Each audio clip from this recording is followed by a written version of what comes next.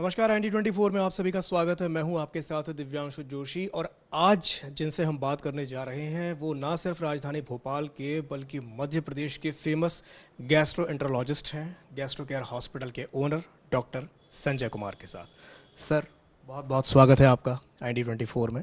सबसे पहले तो मैं आपसे ये जानना चाहूँगा कि जिस तरीके से हम ये देख रहे हैं कि पेट की बीमारियां आजकल बहुत ज़्यादा बढ़ गई हैं, तो वो ऐसी कौन कौन सी बीमारियां हैं जिनके बारे में आम लोगों के बारे में जानना बहुत ज़्यादा ज़रूरी है, बताइए। शुरुआत करें मुंह से तो सबसे पहले बहुत से मुंह के छाले होते हैं पेशेंट्स को जो पेट की बीमारियों के कारण होते हैं। और नीचे चलते हैं तो सबसे कॉमन वर्ल्ड में अगर कोई बीमारी है समझा जाए तो उसे हम कहते हैं एसिडिटी। एसिडिटी मतलब हार्ट बर्न। इन पेशेंट्स को सभी ने कभी ना कभी एक्सपीरियंस किया होगा कि सीने में जलन होने लगती है, खाने के बाद ऐसा लगता है कि खाना मुंह में वापस आएगा या छाती में वापस आएगा। तो इसे हम कहते हैं GERD और GERD यानी गैस्ट्रो ईसोफेजियल रिफ्लक्स डिजीज़। तो ये एक बहुत ही कॉमन बीमारी है।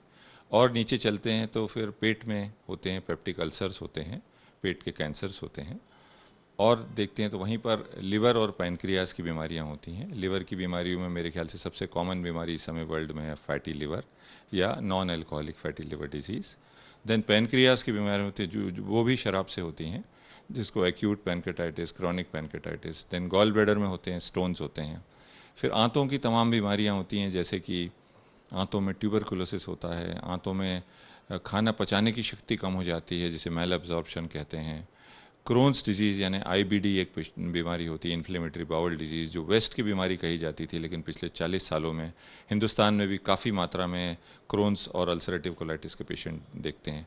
और फिर जब हम बड़ी आंत में पहुंचते हैं नीचे तो फिर बहुत सी बीमारियां जैसे बड़ी आंत का कैंसर है या अगेन TB है या कोलाइटिस है या पॉलिप्स हैं। और बिल्कुल आखिरी मुहाने पे जब हम जाते हैं तो गुदाद्वार के कैंसर्स, फिशर, पाइल्स, ये सब होते हैं। तो संक्षेप में मुंह से लेके गुदा तक पेट की जो भी बीमारियां होती हैं उनके बारे में हमने बात की। सर, अभी आपने फैटी लीवर के बारे में बात की, तो आपसे जानना चाहेंगे कि फैटी लीवर क्या है। देखिए, फैटी लीवर आपने बहुत मौके का सवाल पूछा है, क्योंकि 1980 तक फैटी लीवर दुनिया में ऐसा माना जाता था कि सोनोग्राफी की शुरुआत हो गई थी और कहीं कहीं समझ में आने लगा था कि कुछ पेशेंट्स को लिवर में चर्बी होती है जिसे हम फैटी लीवर कहते हैं। पर यूँ मानते थे कि ये कोई बीमारी नहीं है, एक सामान्य प्रक्रिया है। और हम लोग भी पेशेंट को 80 के दशक के आसपास कहते थे कि फैटी लीवर तो आम होता है, सबको होता है, उसकी चिंता मत करिए। पर पिछले 40 सालों में इस बीमारी में इतना डेवलपमेंट हुआ और हम लोग बहुत जान पाए हैं कि फैटी लिवर एक साधारण बीमारी नहीं है, बिनाइन डिजीज़ नहीं है, ये प्रोग्रेसिव डिजीज़ है। और इसको अगर सही समय पर रोका नहीं गया तो ये लिवर सिरोसिस को जन्म देती है या लिवर कैंसर को जन्म देती है। और आपको जानकर आश्चर्य होगा कि इस समय दुनिया में सबसे ज़्यादा लिवर डैमेज के जो पेशेंट आ रहे हैं, यानी लिवर सिरोसिस के पेशेंट आ रहे हैं, वो फैटी लिवर के कारण हो रहे हैं, शराब के कारण नहीं। तो ये बहुत बड़ी एक नई बात है जो सामने आई है पिछले 20-30 सालों में कि non alcoholic fatty liver disease, वो व्यक्ति जिसने कभी शराब नहीं पी, उसका लिवर स्वतः ही डैमेज हो जाता है। और क्यों होता है? क्योंकि ये व्यक्ति या तो एक्सरसाइज नहीं करते हैं जिससे उनके लिवर पे फैट जमा होने लगता है, या ये ओवरवेट हैं, मोटे हैं, या इनको डायबिटीज़ है, या ये अपने खान पान का ध्यान नहीं रखते हैं, फास्ट फूड या इरेगुलर डाइट है। तो कितनी सामान्य सी बातें हैं जिन पे हम कंट्रोल कर सकते हैं। पर शायद पिछले कुछ वर्षों में जीवन शैली में ऐसा बदलाव आया है कि हम लोग चाहकर भी इन सब चीज़ों पे कंट्रोल नहीं कर पा रहे। लोग ओवरवेट हैं, फास्ट फूड खाते हैं, एक्सरसाइज नहीं कर पाते हैं, और डायबिटीज़ की मात्रा भी बहुत ज़्यादा बढ़ी है। हमारे देश में लगभग 15% लोगों को डायबिटीज़ है। तो इन सब के कारण से फैटी लीवर बढ़ा है और शराब को इसने सरपास कर लिया है। तो अब सवाल ये आता है कि किसी को फैटी लिवर अगर है या हो सकता है, कोई व्यक्ति अपना ओवरवेट है, तो क्या करे, कैसे बचे फैटी लिवर से। तो जब हम शराब की बात करते हैं तो शराब से भी सबसे पहले फैटी लिवर ही होता है। तो अगर फैटी लिवर से बचना है तो शराब का सेवन ना करें। हम कहते हैं कि ऑकेजनल ड्रिंकिंग किसी को अलाउड हो सकती है, पर रेगुलर ड्रिंकिंग अलाउड नहीं होती। तो ऑकेजनल ड्रिंकिंग का मतलब होता है कि महीने में 1-2 बार आप ड्रिंक करते हैं। पर अगर आप हफ्ते में 2 बार से ज़्यादा ड्रिंक करते हैं तो उसे एल्कोहलिक माना जाएगा। और उसमें भी मात्रा का भी है, जो आमतौर पे लोग पैग की भाषा समझते हैं। तो अगर हफ्ते में 2 बार और 2 पैग से ज़्यादा सेवन करते हैं तो आप खतरे में हैं, आपको फैटी लिवर हो सकता है और उसके आगे जाकर सिरोसिस हो सकता है। ऐसे ही वो लोग जो अब शराब नहीं पीते, उन्हें क्यों फैटी लीवर होता है? जैसे मैंने पहले ही बताया कि उनका या तो वेट ज़्यादा है, या एक्सरसाइज नहीं करते हैं, या खान पान का ध्यान नहीं रखते हैं, या डायबिटीज़ है। तो इन 4 तत्वों पे अगर हम कंट्रोल पा लेते हैं तो फैटी लीवर से बच सकते हैं, या हो भी गया है तो उसको ठीक कर सकते हैं। तो एक्सरसाइज का जैसे मैंने कहा, तो हम कहते हैं कि हर व्यक्ति को लगभग 45 मिनट से 1 घंटा विगरस एक्सरसाइज करना चाहिए, और ये सही उम्र पे 15-20 साल की उम्र पे चालू हो जाना चाहिए। ये नहीं कि आप 60 साल के होने के बाद जागें और चालू करें। तो अगर उचित समय पे आपने एक्सरसाइज चालू की, घंटा भर रोज़ आप अपने शरीर को देते हैं, अपने बॉडी टेम्पल की पूजा करते हैं, तो ये उतना ही इम्पॉर्टेंट है जितना आप भगवान को याद करते हैं। दूसरा, खान पान का नियम बहुत ज़रूरी है। ओवर ईटिंग ना करें, अपने वेट पे हमेशा नज़र रखें। और वेट पे नज़र रखते हैं तो हम एक चीज़ होती है जिसे कहते हैं बॉडी मास इंडेक्स, यानी आपकी हाइट के हिसाब से आपका वज़न कितना होना चाहिए, ये बॉडी मास इंडेक्स बताता है। तो अगर आपको स्वस्थ रहना है, लिवर को स्वस्थ रखना है, तो आपको अपना बॉडी मास इंडेक्स 23 से ऊपर नहीं होने देना है। इंडियंस या एशियंस के लिए ये डेफिनेशन है। वेस्टर्न के लिए हम कहते हैं 25 से ऊपर नहीं होने देना, पर इंडियंस को 23 के आसपास रखना है।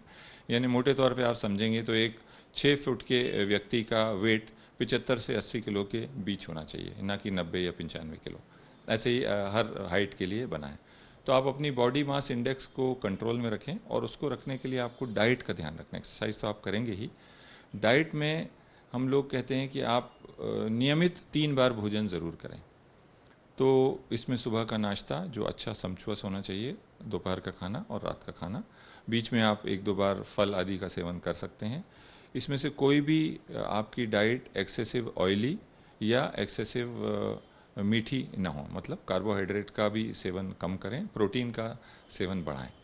तो ये एक आइडियल डाइट होती है। और उपवास करने को हम जनरली मना करते हैं, क्योंकि मोटे तौर पे हम पेशेंट को ये समझाते हैं कि अगर आप दिन भर खाना नहीं खाते हैं तो आपके लिवर को लगता है कि ये खाना नहीं खाएंगे, तो मैं इनका खाने के जो अच्छे पदार्थ हैं उसको बचा के रख लूँ, तो लिवर में धीरे धीरे फैट जमा हो जाता है।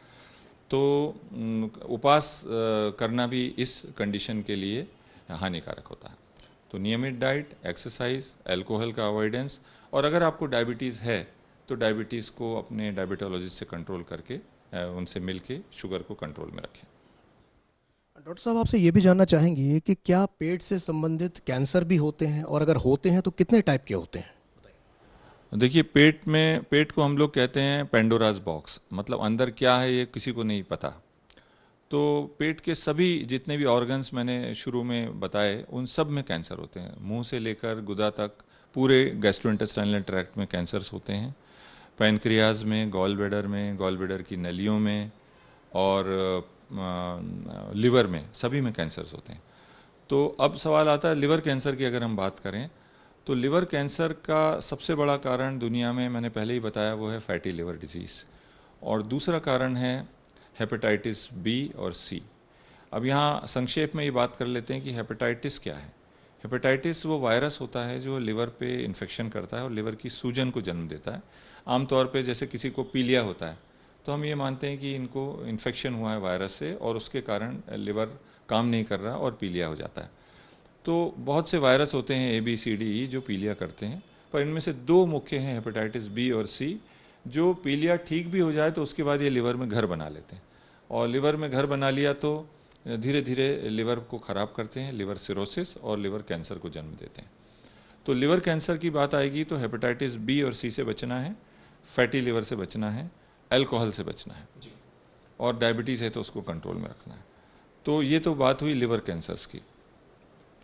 इसके अलावा जो दूसरे कैंसर है, जैसे फूड पाइप के, ईसोफेगस का कैंसर है, स्टमक का कैंसर है, कोलन का कैंसर है, तो हर व्यक्ति को इतना सतर्क ज़रूर होना चाहिए कि अपने लक्षणों पे, अपनी बॉडी पे ध्यान दें। जैसे अगर आप नियमित रूप से 1 बार या 2 बार मोशन जाने के, सुबह शौच जाने के आदी हैं, और पिछले 2-3 महीनों में या महीने में आपकी उसमें कोई बदलाव आ गया, अब आप 4 बार जाने लगे हैं जो पहले 1-2 बार ही जाते थे, या आप अब 1 बार भी नहीं जा पा रहे, आपको हार्ड लैट्रिन होने लगी है, कब्ज़ हो गई, आपको दवा लेनी पड़ती है, तो आप सतर्क हो जाएं और अपने डॉक्टर से ज़रूर मिलें, क्योंकि ये कोलन कैंसर या रेक्टम कैंसर का साइन हो सकता है। तो पेट के कैंसर में ऐसे ही बड़े सटल से साइंस होते हैं, बड़े हल्के फुल्के लक्षण होते हैं जो लोग अक्सर इग्नोर करते रहते हैं। आज की भाग दौड़ की दिनचर्या में उन्हें लगता है चलो दिखा लेंगे, पर ऐसे लक्षण होने पे देरी ना करें। ऐसे ही जैसे आपको खाना खाने में तकलीफ होती है, बहुत से लोग बताते हैं कि साहब मुझे 6 महीने से तकलीफ थी, मैं जब रोटी खाता था तो मुझे खाना अटक के अंदर जाता था, और तो मैंने क्या किया, धीरे धीरे मैं पतली चीज़ें खाने लगा, मैं खिचड़ी दलिया खाने लगा, तो वो ठीक जाता था, तो मैंने सोचा कोई प्रॉब्लम नहीं है। और अब फाइनली ये हो रहा है कि अब मुझे पानी पीने में भी दिक्कत हो रही है। तो यहाँ गलती क्या हो गई, 6 महीने पहले जब रोटी अटकना चालू हुई थी वहीं डॉक्टर के पास जाना था। क्यों? क्योंकि इनको जब हम एंडोस्कोपी करेंगे ऐसे पेशेंट की, तो हम पाएंगे कि इनको फूड पाइप का कैंसर है। तो प्रोग्रेसिव डिस्फेजिया अगर किसी को है, यानी पहले सॉलिड खाने में होता है, फिर सेमी सॉलिड में, फिर लिक्विड में, तो ये कैंसर का लक्षण है। इसमें बिल्कुल देरी ना करें। किसी को भी खाना अटकता है तो पहली फुर्सत में डॉक्टर से मिलें। ऐसे ही अगर आपको लगातार पेट दर्द रहता है जो ठीक नहीं होता है, आपकी भूख कम हो गई है, आपका वेट लॉस हो रहा है, आपको पैरों में सूजन आने लगी है, आपको पेट में फूल गया है या पानी भरने लगा है, या आपको आंखें पीली हो गई हैं, तो आप बिल्कुल सतर्क हो जाएं। ये सब पेट के कैंसर के लक्षण हैं। और सतर्कता में ही बचाव है। जब आप जानते हैं कि किसी बीमारी को हम जल्दी पकड़ते हैं, सही स्टेज में पकड़ते हैं, तो ही उसका निदान कर सकते हैं।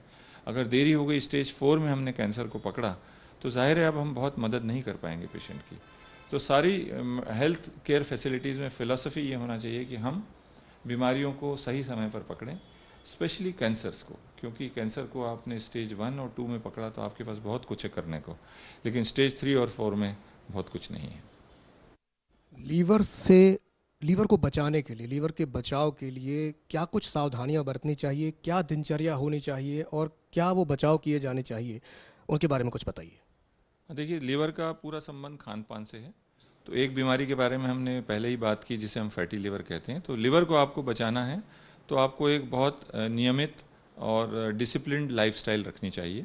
डिसिप्लिन लाइफस्टाइल में खाने का सबसे बड़ा रोल है, यानी कि आप, जैसा मैंने कहा, 3 बार खाना खाएं, संतुलित भोजन खाएं जिसमें फल भी हों, फाइबर भी हों, और बहुत अधिक तेल की मात्रा ना हो। फिर आप अल्कोहल से बचें, हेपेटाइटिस वायरस से बचें। तो हेपेटाइटिस से बचने में यहाँ और मैं बताना चाहूँगा कि ये वायरस फैलता है एड्स की तरह, यानी जैसे खून के द्वारा खून में, यानी कि या तो ऑपरेशन के दौरान या डेंटल प्रोसीजर के दौरान या किसी को खून चढ़ाने के दौरान या टैटू बनवाते हैं लोग उसके दौरान, या असुरक्षित यौन संबंधों से फैलता है। तो हेपेटाइटिस बी और सी से बचना है तो इन सब चीज़ों का आपको ध्यान रखना है। और आप वैक्सीन लगवा सकते हैं। हेपेटाइटिस बी के लिए बहुत ही सुलभ और सरल टीका उपलब्ध है, जो वैसे तो यूनिवर्सल इम्यूनाइजेशन प्रोग्राम में आता है, और बच्चों को, सभी बच्चों को पैदा होते ही लगाया जाता है। इसके 3 डोज होते हैं, जो पैदा होते ही 0 डोज, फिर 1 महीने बाद फर्स्ट डोज, और 6 महीने बाद सेकेंड डोज, ऐसे 3 डोज हो जाते हैं। तो हेपेटाइटिस बी का टीका जो लोग 2000 वर्ष के पहले पैदा हुए हैं उनको नहीं लगे होंगे, तो वो अभी भी टीका लगवा सकते हैं। तो कम से कम आप इतनी घातक बीमारी से बच सकते हैं। तो लिवर को स्वस्थ रखने के लिए वैक्सीनेशन जो अवेलेबल हैं, हेपेटाइटिस ए और बी, वो लगवाएं। बाकी वायरस के वैक्सीन नहीं है। दूसरा, नियमित दिनचर्या, खान पान का ध्यान रखें, रेगुलर एक्सरसाइज करें 45 मिनट से 1 घंटा। बाहर खाने से बचें, या बाहर खाएं तो सेफ़ फूड खाएं। हमने हेपेटाइटिस बी और सी की तो बात की। हेपेटाइटिस ए और ई 2 वायरस हैं जिनको हम फीको ओरल वायरस कहते हैं। मतलब ये दूषित जल से, दूषित खाद्य पदार्थों से और दूषित हाथों से फैलते हैं। तो आप कहीं ऐसे ही ठेले पे खाना खा लेते हैं जहाँ आप देख रहे हैं कि मक्खियाँ भिनभिना रही हैं और साफ़ सफाई नहीं है, तो जाहिर है कि आपको ये फीको ओरल वायरसेस अंदर जा सकते हैं और इनसे आपको हेपेटाइटिस हो सकता है, या टाइफाइड भी हो सकता है, या गैस्ट्रोएंटेराइटिस भी हो सकता है। तो यहाँ पे ये मैं और ऐड करना चाहूँगा कि हैंड हाइजीन, जिसके बारे में सभी लोगों ने समझ लिया कोरोना के दौरान, ये एक बहुत ही इंपॉर्टेंट चीज़ है। सिर्फ कोरोना से ही नहीं बचाती, आपको लगभग 95% बीमारियां जो हैं इससे बच सकती हैं अगर आप हाथों का ध्यान रखते हैं, अगर आप नाखून बड़े नहीं रखते हैं, और हर बार मुंह पर हाथ ले जाने से पहले हाथों को साफ़ करते हैं। कोई भी ऐसा काम करते हैं जिसमें हाथ आपके गंदे होते हैं तो उसके बाद या तो साबुन से हाथ धोएं या फिर हैंड सैनिटाइज़र से हैंड्स को क्लीन करें। तो हाथों को साफ रखने से ही आप बहुत सी बीमारियों से बचते हैं और आप अपने लिवर को स्वस्थ रख सकते हैं। चलिए, बहुत बहुत धन्यवाद। Thank you so much doctor साहब, इतनी सारी इन्फॉर्मेशन हमारे साथ साझा करने के लिए। तो ये थे हमारे साथ डॉक्टर संजय कुमार, जिन्होंने बहुत सारी चीज़ों के बारे में बताया है और हम उम्मीद करते हैं कि आप भी आगे इन्हें फॉलो करेंगे। तो अधिक जानकारी के लिए आप संपर्क कर सकते हैं राजधानी भोपाल के गैस्ट्रो केयर हॉस्पिटल में। तो मुझे दीजिए इजाज़त। थैंक यू सो मच, धन्यवाद।